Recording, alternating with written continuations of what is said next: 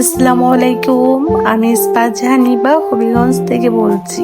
কাছে এবং দূরে, দেশ এবং দেশের বাহিরে যে যেখান থেকে আমার আজকে ব্লগ ভিডিওটা দেখছি, আশা করি আল্লাহর অশেষ মেহেরবানিতে আপনারা সকলে ভালো আছেন। আলহামদুলিল্লাহ, আমিও ভালো আছি। নতুন একটা দিনে নতুন আরো একটা ব্লগ নিয়ে আপনাদের মাঝে হাজির হয়ে গেলাম। আশা করি আজকে ব্লগ ভিডিওটা আপনাদের কাছে কোনো না কোনো অংশ ভালো লেগে যাবে। সবাই স্কিপ না করে আমার সাথেই থাকুন। ধন্যবাদ।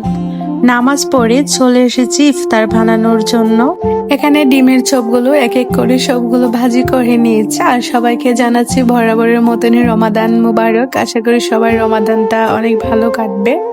আর শুধু যে ইফতার বানাচ্ছি তা কিন্তু না, এখানে কিন্তু চেহের জন্য আমি রান্না বান্না করে নিচ্ছি। পরে কিন্তু এত কিছু রান্না করা যায় না, তো যার কারণে আর কি এক এক করে সবকিছু আর কি রান্না করে নিচ্ছি। আর প্রতিদিনের মতন সবাইকে একটা কথা বলে রাখি, যারা এখনো পর্যন্ত আমার ভিডিওর মধ্যে একটা লাইক দেন নাই, প্লিজ একটা লাইক দিয়ে দিবেন।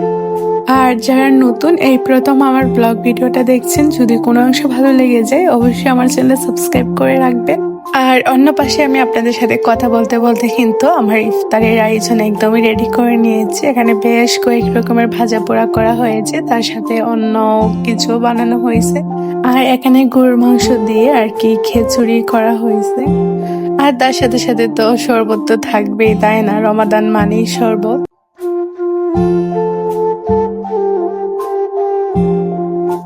আর এখানে কি কি ভাজা পোড়া করা হয়েছে চলেন আপনাদের সাথে শেয়ার করা যাক। প্রথমে এখানে বানিয়ে নিয়েছি আলুর চপ, বানিয়ে নিয়েছি, তারপরে ঢালা বড়া বানিয়ে নিয়েছি, ডিমের চপ, আর তার সাথে সাথে বেগুনিও করে নিয়েছি।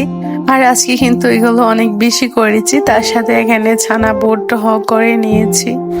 আর এখানে শুরু করে দিয়েছি, মানে ইফতারের সময় হয়ে গিয়েছে। তো এখানে ডিমের চপটা আমি সস দিয়ে খেয়ে নিচ্ছি।